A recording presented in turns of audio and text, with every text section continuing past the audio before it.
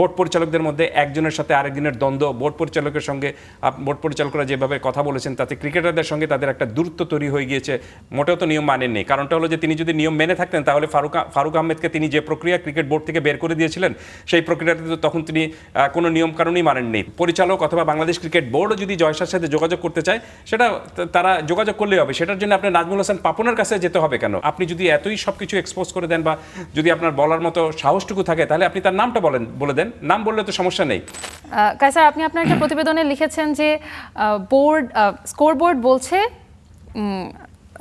বলছে game over. তো আসলে যদি স্কোরবোর্ড বলে গেম ওভার এবং পদত্যাগ নিয়ে পরিচালকদের পদত্যাগ নিয়ে আপনি একটা শব্দ ব্যবহার করেছেন, সেটা হলো প্যাটার্ন। যদি প্যাটার্ন থাকে সেখানে মোটিভও থাকবে। তো কোন মোটিভে আসলে আপনি মনে করছেন এই বিসিবিতে পরিচালকদের পদত্যাগের হিড়িক পড়েছে? ধন্যবাদ আপনাকে এবং স্টার নিউজ স্টার প্লেকে যে আমার এই প্রতিবেদনটা সামনে আনার জন্য বা কাছে আনার জন্য। হ্যাঁ, আমি এটা লিখেছি কারণটা হলো যে ক্রিকেট বোর্ডের সাম্প্রতিক বা সর্বশেষ যে পরিস্থিতি, সেই পরিস্থিতি আমাকে সেই বিশ্লেষণ করতে বাধ্য করেছে। এবং আমি যেটা লিখেছি সেটি হলো যে আপনি দেখবেন যে কোনো একটা ম্যাচের যখন দেখবেন যে 150 রান ম্যাচে বাকি রয়েছে জেতার জন্য এবং বল রয়েছে বাকি মাত্র 6 ওভারের মতো, কিন্তু ব্যাটিং করছেন কারা? আপনি লেজের সারির ব্যাটসম্যানরা। তো সেই ম্যাচের পরিস্থিতি কিন্তু তখন বোঝা যায় যে ব্যাটিং দল নিশ্চিতভাবে কিন্তু ম্যাচটা জিতবে না। তারপরও আমাদের ওয়েট করতে হয় যে অন্তত শেষ বল পর্যন্ত আনুষ্ঠানিকভাবে খেলাটা সমস্যা মানে কোথায় গিয়ে থামছে সেটা দেখার জন্য। তো আমি মনে করি যে বাংলাদেশ ক্রিকেট বোর্ডের পরিস্থিতি এখন সেই পর্যায়ে চলে দাঁড়িয়েছে। 25 জন বোর্ড পরিচালকের মধ্যে 7 জন পদত্যাগ করেছেন এবং 7 জন যে পদত্যাগ করেছেন আপনি যদি আরেকটু হিসেবটা মেলান দেখবেন যে আপনি নিয়ারলি 3 ভাগের 1 ভাগ পরিচালকরা কিন্তু অলরেডি প্রায় পদত্যাগ করে ফেলেছেন সব কিছু মিলে। এবং তারা যে আপনি যে শব্দটা বললেন যে প্যাটার্ন এবং তাদের যে পদত্যাগের যে প্যাটার্নটা, এই প্যাটার্নের মধ্যে প্রচণ্ড কিন্তু একটা মিল রয়েছে। এই মিলটি জানিয়ে দিচ্ছে যে এই পদত্যাগ কিন্তু হঠাৎ করে বা আকস্মিক বা আচম্বিক কোনো ঘটনা নয়। এটি একটা, আমি মনে করি যে একটা সিস্টেমের মধ্যে গলদ ছিল বলেই কিন্তু এই পদত্যাগের ঘটনাটা ঘটেছে, যেটা কিন্তু আপনি পদত্যাগ যারা করেছেন তাদের বেশ কয়েকজন বলেছেন। যেমন শাহনিয়ান তামিম বলেছেন যে তিনি ডিসএগ্রিমেন্টের কারণে পদত্যাগটা করেছেন। এবং আমি দেখলাম যে আপনাদের রিপোর্টও একটা হয়েছে শাহনিয়ান তামিমকে নিয়ে, আপনি নাজমুল ইসলাম যে কথাগুলো যেটা বলেছেন সেখানে একটা আর্থিক এক ধরনের কিন্তু জটিলতা হয়েছিল তাদের দুজনের মধ্যে একটা ক্রিকেট বোর্ডের একটা প্রজেক্টকে কেন্দ্র করে। ওই আপনি সাগরিকায় স্টেডিয়াম যেটা রয়েছে সেই স্টেডিয়ামে পানি সরবরাহ নিয়ে সব কিছু মিলে একটা ক্রিকেট বোর্ড যেরকমভাবে একটা সম্প্রীতি সংহতি এবং ভালোবাসা এবং আপনি পারস্পরিক একটা আদান প্রদান বা পারস্পরিক একটা মানে সম্মিলিত শক্তি নিয়ে যেটা চলার কথা ছিল সেটা কিন্তু চলেনি বলেই আমার কাছে মনে হয়েছে যে পুরো ক্রিকেট বোর্ড এখন একটা ভাসমান সমুদ্রে ডুবন্ত জাহাজের মতো। এবং সেখান থেকে যে 7 জন পদত্যাগ করেছেন তারা এক অর্থে কিন্তু পালিয়ে বাঁচার চেষ্টাটুকু করছেন এবং বাদবাকি যারা রয়েছেন আমি জানি না তারা কবে পদত্যাগ করবেন বা কী অবস্থা হবে। এবং সেই সঙ্গে কিন্তু একটা বড় জিনিস যোগ হয়েছে, সেটি হলো যে গতকালকে আপনি দেখেছেন যে এই ক্রিকেট বোর্ডের যে আপনার নির্বাচন যেটা হয়েছিল সেই নির্বাচনকে কেন্দ্র করে একটা তদন্ত কমিটি গঠন হয়েছিল এবং সেই তদন্ত কমিটি একটা রিপোর্ট জমা দিয়েছে। এবং সেই যেদিন রিপোর্টটা জমা পড়েছে সেদিনই আমাদের ক্রীড়ামন্ত্রী আমিনুল হক বলেছেন যে এই রিপোর্টটা পাঠানো হবে আইসিসির কাছে এবং আইসিসির কাছ থেকে একটা ব্যাখ্যা, আইসিসির কাছ থেকে তারা একটা পরামর্শ চাইবেন।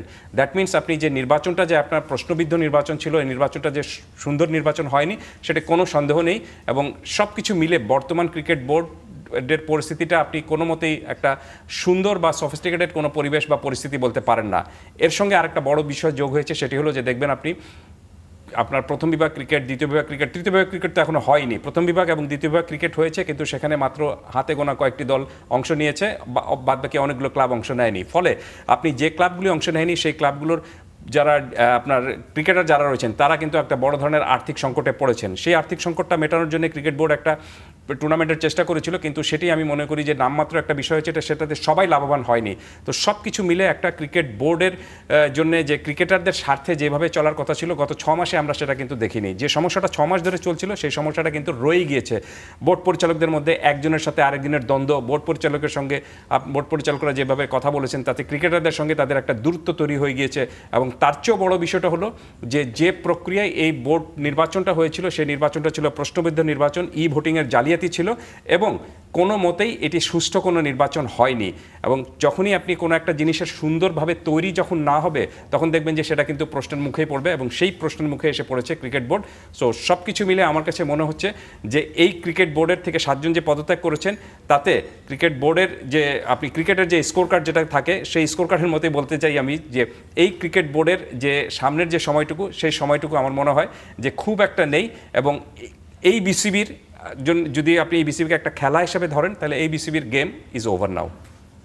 কিন্তু এই যে সাবেক ক্রীড়া উপদেষ্টা আমাদের আসিফ মাহমুদ সজীব ভাইয়া তিনি তার ফেসবুক স্ট্যাটাসে লিখেছেন যে ক্রীড়া প্রতিমন্ত্রীর এক ধরনের লোভ এবং চাপের কারণে কিছু পরিচালক পদত্যাগ করছে। আসলে তার এই কথার সত্যতা কতটুকু বা কি ধরনের চাপ থাকতে পারে আসলে ক্রীড়া প্রতিমন্ত্রীর পরিচালকদের উপরে? দেখুন, আপনি যখনই কোনো একটা অভিযোগ করবেন বা যখনই কোনো একটা মন্তব্য করবেন তখন সেই মন্তব্যের পিছনে নিশ্চয়ই কিছু লজিক্যাল কোনো কারণ থাকতে পারে বা যুক্তিযুক্ত কিছু বিষয় থাকতে পারে। আমি জানি না আজকে সাবেক যে ক্রীড়া উপদেষ্টা ছিলেন আসিফ মাহমুদ তিনি কোন যুক্তিতে এই কথাটুকু বলেছেন। আর তার চেয়ে বড় বিষয় হলো যে কোনো পরিচালক কি এখন পর্যন্ত যে 7 জন পরিচালক পদত্যাগ করছেন তারা কি কেউ বলেছেন যে আমরা চাপের মুখে পদত্যাগ করেছি? একজনও কিন্তু কেউ বলতে পারেননি। আমি আগামীকাল আমার পত্রিকায় আরেকজন পরিচালকের ইন্টারভিউ ছাপা হচ্ছে, তিনি দেখবেন যে তিনি যা বলেছেন তিনি স্বেচ্ছায় পদত্যাগ করেছেন এবং তিনি সেখানে যে প্রক্রিয়া কাজ করতে আগ্রহী ছিলেন বা তার যে আপনার কাজ করার একটা স্পৃহা ছিল সেই স্পৃহাটুকু তিনি খুঁজে পাননি বলে এখান থেকে তিনি পদত্যাগ করে চলে এসেছেন। সো এবং সানিয়ান তামিমের কথা আমি বললাম যে ডিসএগ্রিমেন্ট একটা হয়েছে। সো আমার কাছে মনে হচ্ছে না যে আপনি এখানে লোভের কোনো কিছু রয়েছে বা আপনি কোনো পরিচালককে এরকমভাবে বলা হচ্ছে যে তুমি এই বোর্ড থেকে চলে আসলে তারপরে যে বোর্ড যেটা হবে বা অ্যাডহক কমিটি যেটা হবে সেই অ্যাডহক কমিটিতে তুমি সুযোগটা পাবা বা আপনাকে সুযোগটা দেওয়া হবে। এত ছোট লোভের মধ্যে পড়ে আমার মনে হয় না যে কেউ এই ধরনের সিদ্ধান্ত কোনো কিছু একটা নিতে পারেন। আর সবচেয়ে বড় বিষয়টা হলো যে যারা পদত্যাগ করেছেন তাদের একজনও কেউ যদি এই ধরনের একটা অভিযোগ করতেন তাহলে আমার কাছে মনে হতো যে ইয়েস এটা একটা লজিক্যাল কোনো একটা বিষয় রয়েছে। একজনও তো কেউ বলেননি এখন পর্যন্ত যে তারা চাপের মুখে পড়ে এই পদ থেকে পদত্যাগ করেছেন। স্বেচ্ছায় পদত্যাগ করেছেন, কাজ করতে পারছেন না, ক্রিকেট বোর্ডের সংহতি নেই, ক্রিকেট বোর্ডে যে ধরনের কাজ করতে তারা এসেছিলেন সেটা তারা করতে পারছেন না। এবং সবচেয়ে বড় বিষয়টা হলো ক্রিকেট বোর্ড আমার কাছে মনে হচ্ছে যে গত 6 অক্টোবর পর থেকে এখন পর্যন্ত এই ক্রিকেট বোর্ড মিজারেবলি ফেইল্ড করেছে। আসিফ মাহমুদ সজীব ভুঁইয়া এই যে অভিযোগের ভিত্তিতে বিসিবি নির্বাচনের বিরুদ্ধে অভিযোগের ভিত্তিতে যে তদন্ত কমিটি গঠন করা হয়েছে তো সেখান থেকে আসিফ মাহমুদকে ডাকা হয়েছিল কিন্তু তিনি সেই ডাকে কোনো সাড়া দেননি এবং তার কারণ তিনি তার ফেসবুক পোস্টের মাধ্যমে জানিয়েছেন। আপনি নিশ্চয়ই জানেন। আপনার কাছে কি তার সেই কারণটা যৌক্তিক মনে হয়েছে? তিনি কাউকে যদি আপনার তদন্ত কমিটি ডাকে এবং তিনি যদি না যেতে পারেন এটাতে শাস্তিমূলক কোনো কিছুতে নেই, তার কিছু মনে হয়েছে যে না এটাতে তার যাওয়াটা উচিত হবে না এই কারণে তিনি যাননি। এবং তিনি মনে করেছেন যে পুরো বিষয়টা ক্রিকেট বোর্ডের এই পুরো বিষয়টা একটা বিচারাধীন প্রক্রিয়া রয়েছে আদালতে, এই কারণে তিনি সেখানে যাননি। এবং তিনি মনে করেছেন যে তার ক্রিকেট বোর্ডের যে তদন্ত কর্মকর্তারা তাকে ডেকেছেন সেখানে তিনি যাওয়ার জন্য হয়তো এন্টাইটেল না, এই কারণে তিনি যাননি। তাকে ডাকা হয়েছিল কিন্তু আরও অনেককে তো ডাকা হয়েছে, তারা তো সবাই গিয়েছেন। বিষয়টা হলো যে আপনি যখনই একটা সমস্যা হবে সেই সমস্যার সমাধানের জন্য যদি চেষ্টাটুকু করে থাকেন সেই চেষ্টার যারা করছেন তাদেরকে যদি আপনি হেল্প করে থাকেন তাহলে আমি মনে করি যে সেখানে উদারতা রয়েছে বা উদারতা রয়েছে। সেখানে আমি মনে করি না যে আপনি যদি গিয়ে আপনার মন্তব্যটাও একটু দিতে পারতেন, আপনার মতামতটাও একটু দিতে পারতেন সেখানে, তাহলে বড় কোনো ক্ষতিকর কোনো কিছু হয়ে যেত। তো সমস্যা তো অবশ্যই রয়েছে ক্রিকেট বোর্ডে, যে সমস্যাটা নির্বাচনকে কেন্দ্র করে যে সমস্যাটা রয়েছে এবং সেই সমস্যাটা কিন্তু আপনার ক্রীড়া উপদেষ্টা আসিফ মাহমুদের সময় হয়েছিল। তিনি সেই সময় ক্রীড়া উপদেষ্টা ছিলেন এবং সেই সময় যে নির্বাচনটা হয়েছে সেই নির্বাচনটা প্রশ্নবিদ্ধ নির্বাচন ছিল এবং সেই নির্বাচনটাকে কেন্দ্র করেই কিন্তু ক্রিকেট বোর্ডের আজকের এই পর্যায়ে অবস্থাটা এসে পড়েছে। তো আমি তো মনে করি যে দায়ভারটা তারও অনেক কিছুটা নিতে হবে।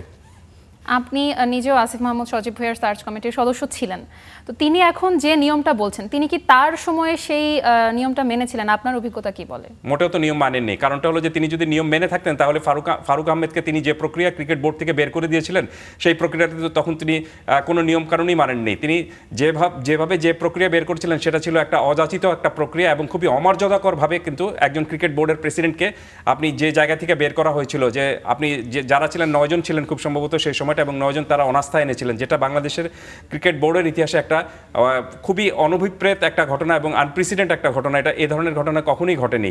তো এটা আপনি তৎকালীন আপনার এনএসসি এবং ক্রীড়া প্রশাসনের কাছ থেকে সেই অনাস্থা যারা এনেছিলেন সেই পরিচালকরা একটা বাড়তি এক ধরনের আপনার সুবিধা বা বাড়তি এক ধরনের আশ্বাস পেয়েছিলেন বলেই কিন্তু আপনি এই ক্রিকেট বোর্ডের প্রেসিডেন্টের বিরুদ্ধে অনাস্থা না হয়েছিল। ফারুক আহমেদকে যে কায়দায় সরানো হয়েছিল সেটা কোনো মতেই কিন্তু আপনার সঠিক এবং লজিক্যাল কোনো একটা ওয়ে ছিল না। তখন তো আপনি এনএসসি এই এখন তিনি যেভাবে বলছেন যে এনএসসি যে এই তদন্ত কমিটি গঠন করেছে সেটা নাকি এনএসসির এখতিয়ার বহির্ভূত কাজ, তাহলে সেই সময়টায় ক্রীড়া প্রশাসন যে ফারুক আহমেদকে যে কায়দায় আপনার ক্রিকেট বোর্ড থেকে সরিয়ে দিয়েছিল সেটা তো তার সবচেয়ে বড় আপনার এখতিয়ার বহির্ভূত একটা কাজ ছিল। সো সেটা যদি ঠিক না হয়ে থাকে তাহলে এখন যদি আপনি ক্রিকেট বোর্ডের যে প্রক্রিয়া যেভাবে চলছে সেটার পার্সপেক্টিভ হিসাবে কিন্তু চলছে, বা সেটা তিনি যে পদটা দেখিয়ে দিয়েছিলেন সেই পদ অনুযায়ী মানে পুরো জিনিসটা কিন্তু চলছে। সো আমার কাছে মনে হচ্ছে যে ভুলটা তার সময় হয়েছিল এবং সেটা তিনি এখন সেই বিষয়টাকে একটু অন্য দৃষ্টিতে দেখার চেষ্টা করছেন বা হয়তো বলার চেষ্টাটুকু করছেন। এই যে তিনি নিজে যে নিয়ম মানেননি, এখন তিনি দেশের মানুষের সামনে আবার সেই নিয়মটাই তুলে আনলেন, এই বিষয়টা আসলে মানে এই বিষয়টাকে আপনি কিভাবে দেখছেন? না, এটা তো কোনো মতেই হয় না যে আপনি যদি নিয়ম মানতে চান বা কাউকে যদি বলতে চান যে নিয়ম মানা উচিত তাহলে সবার আগে নিয়মটা আপনার মানতে হবে, কিন্তু আপনি তো সেই নিয়মটা মানেননি। এবং আমি দেখছিলাম যে তিনি ফেসবুকে বেশ কিছু স্ট্যাটাস দিয়েছেন এই সংক্রান্ত বিষয়, এবং সবচেয়ে বড় বিষয়টা হলো যে আমি দেখলাম যে আরেকটা স্ট্যাটাস তিনি দিয়েছেন যেখানে তিনি বলেছেন যে সাবেক একজন ক্রিকেটার নাকি ক্রিকেট বোর্ড যাতে আপনার ভেঙে না যায়, ভেঙে গেলে যাতে আইসিসি সেটাতে কোনো ধরনের নিষেধাজ্ঞা না নেয়, এই কারণে সাবেক একজন ক্রিকেটার নাকি নাজমুল হাসান পাপনের সাথে কথা বলেছেন, যিনি নাজমুল হাসান পাপন লন্ডনে রয়েছেন। কেন কথা বলেছেন? কারণ নাজমুল হাসান পাপনের সাথে তিনি কথা বলেছেন তিনি যেন জয়সার সাথে, আইসিসির প্রেসিডেন্ট জয়সার সাথে একটা সম্পর্ক করে দেন বা একটা টেলিফোনে যোগাযোগটা করে দেন। দেখুন, জয়সা এত বিখ্যাত এবং এত মানে পাওয়া যাবে না তাকে টেলিফোনে বা যোগাযোগ করা যাবে না তার সঙ্গে, এটার জন্য আমার মনে হয় না যে এত বিখ্যাত কোনো কিছু নেই, বা তার জন্য আপনার তার সাথে কথা বলতে হলে আপনাকে নাজমুল হোসেন পাপনের কাছে যেতে হবে অথবা কোনো আপনার সূত্র ধরে তার সাথে যোগাযোগ করতে হবে। জয়সা কিন্তু ডোনাল্ড ট্রাম্প না, এটা বুঝতে হবে। এবং বাংলাদেশ ক্রিকেট বোর্ডের কোনো আপনার এই পরিচালক অথবা বাংলাদেশ ক্রিকেট বোর্ডও যদি জয়সার সাথে যোগাযোগ করতে চায় সেটা তারা যোগাযোগ করলেই হবে, সেটার জন্য আপনার নাজমুল হাসান পাপনের কাছে যেতে হবে কেন? আমার মনে হয় যে এই তথ্যটা মোটেও ঠিক না। এবং তিনি যেভাবে ফেসবুকে স্ট্যাটাস দিয়েছিলেন যে সাবেক একজন ক্রিকেটার, তিনি নামটুকুও বলেননি। সাবেক ক্রিকেটার তিনি যে বলেছেন এবং যে অভিযোগ করেছেন আমরা কিন্তু বুঝতেই পারি, আমরা যদি ক্রিকেটারের নামটা বলি যে আমরা তার অভিযোগ থেকে বোঝা যায় যে ক্রিকেটারটা তামিম ইকবাল। তো আসলে কোন তথ্যের ভিত্তিতে আসলে তিনি একজন সাবেক ক্রিকেটারের বিরুদ্ধে এই ধরনের অভিযোগ করতে পারেন, তার কাছে যদি কোনো সলিড প্রমাণ না থাকে? না, সেটাই আমি তো মনে করি যে একটা কাল্পনিক এক ধরনের কারো কাছ থেকে হয়তো তিনি এটা শুনেছেন। এবং সবচেয়ে বড় বিষয়টা যে জয়সার সাথে আমার কথা বলতে হলে নাজমুল হোসেন পাপনকে ধরতে হবে কেন? আপনি যদি জয়সার সাথে আমার কোনো বিষয় থাকে আমি আপনাকে গ্যারান্টি দিতে পারি যে আমি তাকে টেলিফোনে ধরতে পারবো। তো আমি একজন সামান্য সাংবাদিক হয়ে যদি জয়সার সাথে বা আইসিসির কোনো কর্মকর্তার সাথে কথা বলতে পারি, তাহলে আপনি এই বোর্ডের যারা রয়েছেন বর্তমানে তারা কেন কথা বলতে পারবেন না? সো এটা আমি হাস্যকর একটা বিষয় আমার কাছে মনে হয়েছে। এবং এই বিষয়টা আমার কাছে পুরোপুরি একটা মনে হয়েছে যে তিনি একটা কল্পনা করেছেন এবং গল্প সাজানোর মতো কিন্তু আমার কাছে মনে হয়েছে। তার চেয়েও বড় বিষয়টা হলো যে আপনি যার বিরুদ্ধে অভিযোগটা আছেন সাবেক একজন ক্রিকেটার বলছেন, আপনি যদি এতই সব কিছু এক্সপোজ করে দেন বা যদি আপনার বলার মতো সাহসটুকু থাকে তাহলে আপনি তার নামটা বলে দেন। নাম বললে তো সমস্যা নেই। আপনি তার সাবেক একজন ক্রিকেটার বা সাবেক একজন স্বনামধন্য ক্রিকেটার এইভাবে না বলে আপনি তার নামটা বলে দিলে আমার মনে হয় আরও সেটা ক্লিয়ার কাট পুরো জিনিসটা হতো। তো সব কিছু বিষয় মিলে আমার কাছে মনে হচ্ছে যে সাবেক ক্রীড়া উপদেষ্টা ঠিক যেভাবে পুরো জিনিসটা দেখতে চেয়েছিলেন হয়তো তার মতো করে কোনো কিছু পুরো জিনিসটা এটা হয়নি বলেই তিনি হয়তো এখন এই ধরনের কথাবার্তা বলছেন। তার চেয়েও একটা জিনিস আমি ডায়না আপনাকে একটু মনে করিয়ে দিই, আপনি 2 বছর আগেই যখন তিনি উপদেষ্টা হিসেবে এসেছিলেন তখন তিনি যখন ক্রিকেট মাঠে যেতেন মিরপুরে যখনই আপনি একটা পরিদর্শনে যেতেন বা যে কোনো খেলা পরিদর্শনে যেতেন তখন কিন্তু আপনি যে নামটা এখন উচ্চারণ করলেন তামিম ইকবাল কিন্তু তার সঙ্গে ছিলেন। তামিম ইকবাল তখন তার খুবই কিন্তু আপনার জানি দোস্তের মতো ছিলেন, খুব বন্ধু ছিলেন। তো সেই বন্ধু এখন কিন্তু আপনার তার এমন হয়ে গিয়েছে যে তার শত্রুর মতো হয়ে গিয়েছে। সরকার পরিবর্তনের সাথে বন্ধু শত্রু হয়ে কেন গেল? রাইট, সেটাই আমরা তো এতদিন জানতাম যে আপনার শুধু বড় বন্ধুত্ব শুধু মানে বড় প্রেম শুধু কাছে টানে না দূরেও ঠেলে দেয়, এরকম আমরা পড়েছিলাম। কিন্তু এখন দেখতে পাচ্ছি যে বড় বন্ধুত্ব শুধু আপনি বন্ধুত্ব করে না, আপনি বড় শত্রুতাও তৈরি করে দেয়। সো আমার কাছে মনে হচ্ছে যে এই পুরো জিনিসটা তিনি যে কায়দায় পুরো বিষয়টাকে অ্যানালাইসিস করেছেন সেটা খুবই মানে কাল্পনিক একটা বিষয় হয়ে গিয়েছে এবং খুবই হাস্যকর একটা বিষয় হয়েছে। আমার কাছে মনে হচ্ছে যে এটা খুবই হাস্যকর একটা বিষয় হয়েছে।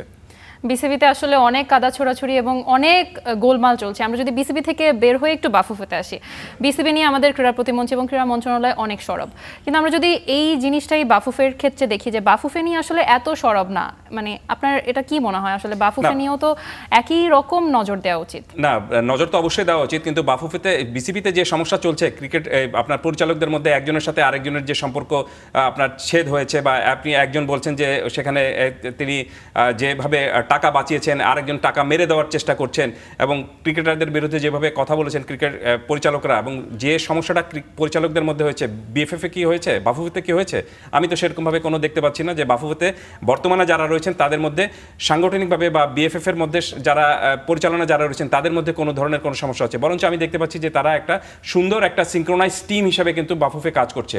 আপনি দেখুন তারা কদিন আগে যে অনূর্ধ্ব 20 যে সাব ফুটবল যে চ্যাম্পিয়ন হয়ে এসেছে, সেখানে এই চ্যাম্পিয়নশিপটা তো কিন্তু আপনি হঠাৎ করে পাবেন না। এই চ্যাম্পিয়নশিপ তারা দ্বিতীয়বারের মতো পেয়েছে, অর্থাৎ এর আগের বার যারা চ্যাম্পিয়ন হয়েছিল সেই দলটাকে সুন্দর করে রেখেছেন বলেই কিন্তু আপনি সেকেন্ড টাইম চ্যাম্পিয়ন হতে পেরেছেন। সাফল্য কিন্তু আসছে ফুটবলে, মেয়েদের ফুটবলেও কিন্তু দুর্দান্ত কিছু সাফল্য এসেছে। সো সাফল্য যদি আসে তার মানেটা হলো যে পুরো আপনার যে প্রতিষ্ঠানটা রয়েছে বা ক্রীড়া ফেডারেশনটা রয়েছে তারা খুব ভালোভাবে কাজ করছে, কোনো সন্দেহ নেই। তারা ভালোভাবে কাজ করছে বলেই কিন্তু এই সাফল্যটা এসেছে। আর যদি ফুটবল ফেডারেশনে এই ধরনের কোনো জটিলতা থাকে তাহলে অবশ্যই আমি মনে করি যে সেটার দিকেও নতুন ক্রীড়ামন্ত্রী যিনি রয়েছেন আমিনুল হক তিনি নজর দিবেন, কোনো সন্দেহ নেই। শুধু ক্রীড়া আপনি ফুটবল বা ক্রিকেটে বলছেন কেন, অন্য যে কোনো জায়গায় যদি সমস্যা থাকে সেই সব সমাধানের দায়িত্ব কিন্তু তার, কারণ তিনি এই পুরো ক্রীড়া প্রশাসনের বা ক্রীড়াঙ্গনের অভিভাবক হিসাবে কিন্তু থাকবেন। এবং দেখতে হবে যে এই সমস্যার সমাধানের জন্য তিনি রাজনীতির ঊর্ধ্বে থেকে সমস্যার সমাধানটা করতে পারেন কিনা, অথবা এই সমস্যার সমাধান করতে গিয়ে তিনি যেন কোনো সময় কোনো একটা পক্ষ অবলম্বন না করেন, এই জিনিসটা আমাদেরকে দেখতে হবে। আমরা হয়তো প্রায় সময় শুনে থাকি যে খেলাধুলাকে রাজনীতির বাইরে রাখতে হবে, কিন্তু যখনই দেখি যে কোনো একটা কমিটি গঠন করা হচ্ছে বা কোনো একটা আপনার সংগঠনে নির্বাচন হচ্ছে, সেই নির্বাচনে কিন্তু আপনি আর রাজনীতির বাইরে আমরা কিন্তু বেরোতে পারি না। যতদিন না পর্যন্ত এটা থেকে বেরোতে পারবো ততদিন পর্যন্ত দেখবেন যে আপনি এই ধরনের সমস্যা কিন্তু থেকেই থাকবে। এবং অক্টোবরের যে নির্বাচনটা হয়েছিল, 6 অক্টোবর যে বিসিবির যে নির্বাচনটা হয়েছিল, সেটিও আমি মনে করি যে রাজনীতির বাইরে ছিল না দেখেই কিন্তু এই ধরনের প্রশ্নবিদ্ধ নির্বাচন হয়েছে, এবং আজকে ক্রিকেট বোর্ড সেই সমস্যায় পড়েছে। না, এটাই আসলে যখন যেই সরকার ক্ষমতায় আসছে, সেটা যদি 16 বছর ধরে একটা সরকার ক্ষমতায় ছিল আমি সেই সরকারের কথা বলি, অথবা ইন্টারিম টাইমের তত্ত্বাবধায়ক সরকারের কথা বলি, বা এখন যে সরকার আছে, সবসময় আসলে ফেডারেশনগুলো সরকার বেসড যখন হয়ে যায় তখন কিন্তু আমাদের খেলাধুলাটা আসলে ক্ষতিগ্রস্ত হয় এবং এর সাথে সংশ্লিষ্ট সবাই ক্ষতিগ্রস্ত হয়। এই খেলাধুলাটাকে বা এই ফেডারেশনগুলোকে আসলে রাজনীতির বাইরে রাখার জন্য কি আসলেই কোনো কিছু করার নেই আমাদের? আমি মনে করি যে সবচেয়ে সুন্দর সময়টা ছিল ইন্টারিম পিরিয়ডে, কারণটা হলো যে ইন্টারিম পিরিয়ডের এটা অরাজনৈতিক একটা সরকার ছিল, এবং এই সরকার আপনি বেশি দিন থাকবে না, আর 2 বছরের মতো থাকবে বা 18 মাসের মতো তারা ছিল, তারা সেটা জানতো। এবং এই কারণে তারা এমন কিছু সংস্কার অন্তত এইসব ফেডারেশনগুলোতে করে দেওয়া উচিত ছিল যাতে আপনার পরবর্তীতে কেউ ধরেন আপনি রাজনীতির সুবিধা নিয়ে কেউ যেন ফেডারেশনে নিজেকে ইনজেক্ট করতে না পারে, এবং সেটা করার জন্য যথেষ্ট সময়ও ছিল, কিন্তু প্রবলেমটা ছিল যে তাদের সেই আগ্রহটুকু ছিল না। তারা হয়তো মুখে বলেছেন ঠিকই, কিন্তু সেই আগ্রহটুকু তারা দেখাননি, এবং এই কারণে দেখবেন যে আপনি এই সব ফেডারেশনের সংস্কারের কথা বলা হয়েছে কিন্তু সেই সংস্কারটা পুরোপুরিভাবে পালন করা হয়নি। সো বিষয়টা হলো যে আপনি যাই করেন না কেন বা যাই বলেন না কেন, আপনার আগের তাগিদটা এবং আপনার ইচ্ছেটাকে কিন্তু আপনার সৎ থাকতে হবে। সেই ইচ্ছেটা যদি আপনি সৎ না থাকে, সেই ইচ্ছেটা যদি আপনার ঠিক মতো মানে অনেস্টি যদি সেখানে না থাকে, তাহলে আপনি দেখবেন যে এই জটিলতাগুলো তৈরি হয়ে থাকে। আর যে কোনো জায়গায় আপনি দেখবেন যে বাংলাদেশের যে কোনো জায়গায় আপনি যখনই কোনো একটা পজিশন এই তৈরি হয় যে আপনার সংগঠনে লোকজনকে নিয়োগ করতে হবে বা আপনি নির্বাচনে তৈরি করতে হবে, সেখানে সবাই চায় কি যে আমার লোক যেন যায়, বা আমার পরিচিত লোক যেন সেখানে যায়, তাহলে আমি যেন পরবর্তীতে সুবিধা পাই। আমি মনে করি যে এই যে বাজে চিন্তা, এখান থেকে যতদিন না পর্যন্ত আপনি বেরিয়ে আসতে পারবেন ততদিন পর্যন্ত দেখবেন শুধু ক্রিকেট বোর্ড বা ফুটবল ফেডারেশন না, সব জায়গায় আপনি দেখবেন যে সঠিক জায়গায় সঠিক লোককে আপনি খুঁজে পাবেন না। স্পোর্টস অ্যারেনায় তো আসলে আমার লোক যেন যায়, এইভাবে করলে তো ভালো খেলোয়াড় তুলে আনার বিষয়টা, এখানে তো আসলে আমি যদি যাই একটা চেয়ারে বসে পড়ি, আমি যদি খেলোয়াড় তুলে আনতে না পারি তাহলে তো কোনো লাভ হলো না। আমার তো এখানে খেলোয়াড় তুলে আনা দিয়ে বিষয়, এবং সেই খেলোয়াড়রা আমার দেশকে বাইরে রিপ্রেজেন্ট করবে। এখানে আমি বসলে আসলে এই আমিটা আমাদের মধ্যে থেকে কবে যাবে? এই কারণে আমি বলি যে সবসময় একটা জিনিস বিশ্বাস করি, সেটা হলো যে আমাদের এখানে দেখবেন যে আপনি যে কোনো ফেডারেশনে কর্মকর্তা হিসেবে বা হট চেয়ারে বা উপরের দিকে চেয়ারে যারা বসেন তারা কিন্তু লম্বা সময় ধরে কিন্তু ওই একই জায়গায় থাকেন।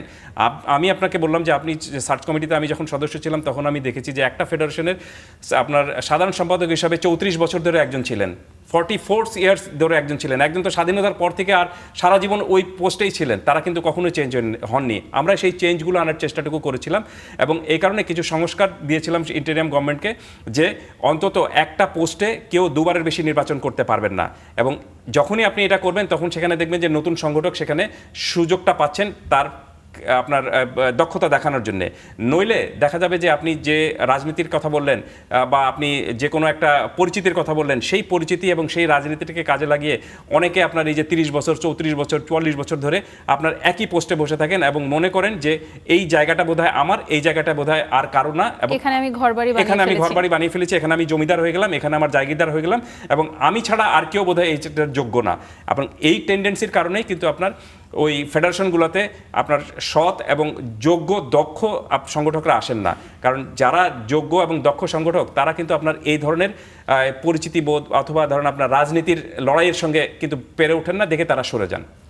কায়সার, আমি যদি খেলা রাজনীতির মধ্যে একটু সাকিব আল হাসানকে নিয়ে আসি। সাকিব আল হাসানকে আমরা পাকিস্তান সিরিজে আশা করেছিলাম তিনি হয়তোবা ফিরতে পারেন, এরপর আমরা নিউজিল্যান্ড সিরিজে আশা করেছিলাম, এবং আপনি নিশ্চয়ই আজকে তার একটা ইন্টারভিউ দেখেছেন ডেইলি স্টারে।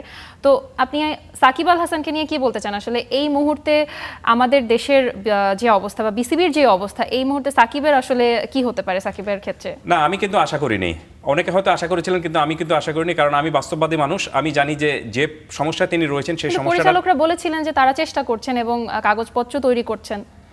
সেই পরিচালকদেরকে এখন জিজ্ঞেস করেন যে কাগজপত্র তৈরি করতে তাদের এত দেরি লাগছে কেন। এবং সাকিবের আজকে যে ইন্টারভিউ সাকিব দিয়েছেন সেখানে কিন্তু তিনি একটা জিনিস স্পষ্ট করে দিয়েছেন যে পরিচালকদের কাছ থেকে তিনি যে হেল্পটুকু চেয়েছিলেন সেই হেল্পটুকু কিন্তু সেরকমভাবে পাননি, এবং সমস্যাটা তার, এই কারণে তাকে নিজেই সমস্যার সমাধান করতে হবে। দ্যাট মিনস ক্রিকেট বোর্ড একটা চেষ্টাটুকু করছে, কিন্তু সেই চেষ্টাটুকু যথেষ্ট ছিল না। এত যথেষ্ট চেষ্টা তিনি চেয়েছিলেন যাতে সাকিবকে আর এই বিষয়ে মাথা ঘামাতে না হয়, এবং তার সব মামলা থেকে শুরু করে তিনি যেন এসে শুধু খেলতে পারেন, অন্য কোনো জিনিস যেন তাকে চিন্তা করতে না হয়। সেটা তো আমি মনে করি যে ক্রিকেট বোর্ড সেইভাবে এগোয়নি, এবং সাকিব যেভাবে কথা বলেছেন তাতে বলা যেতে পারে যে সাকিব এক ধরনের কিন্তু আক্ষেপই করেছেন, অভিযোগই করেছেন যে ক্রিকেট বোর্ডের কাছ থেকে তিনি যে সমর্থন চেয়েছিলেন এই বিষয়, সেই বিষয় কিন্তু 100% পাননি বলে তাকেই এখন নিজের সমস্যা নিজের সমাধান করতে হচ্ছে। আরেকটা বিষয় হলো যে আমার মনে হয় যে সাকিবের যে খেলার বিষয়টা, যেটা এখন পর্যন্ত অনেকে আশা করে আছেন, সেটা খুব সম্ভবত খুব দ্রুত যে সমস্যার সমাধান হয়ে যাবে বা দ্রুত সাকিব বাংলাদেশের হয়ে খেলতে পারবেন, এটা আমার মনে হয় যে এত দ্রুত সম্ভব না। এটার জন্য আরও অনেক বেশি সময় লাগবে। কারণটা হলো যে সাকিবের সেই যে মামলা যেগুলো রয়েছে সেই মামলাগুলো কিন্তু এখন পর্যন্ত সমাধান হয়নি। এটি গেল একটি দিক। আরেকটি দিক হলো যে সাকিব বলেছেন তিনি আসতে চান, কিন্তু সব সমস্যার সমাধান করে তারপর তিনি আসতে চান। সেটা কবে হবে আমরা কিন্তু কিচ্ছু জানি না বা কেউ জানি না। তার চেয়েও বড় বিষয় হলো যে সাকিব তার এই ইন্টারভিউর মধ্যে একটা কথা আজকে বলেছেন যে এই মুহূর্তে যেহেতু আওয়ামী লীগের কার্যক্রম নিষিদ্ধ, এই কারণে আমি এই আওয়ামী লীগের কার্যক্রমের সঙ্গে এখন জড়িত নই।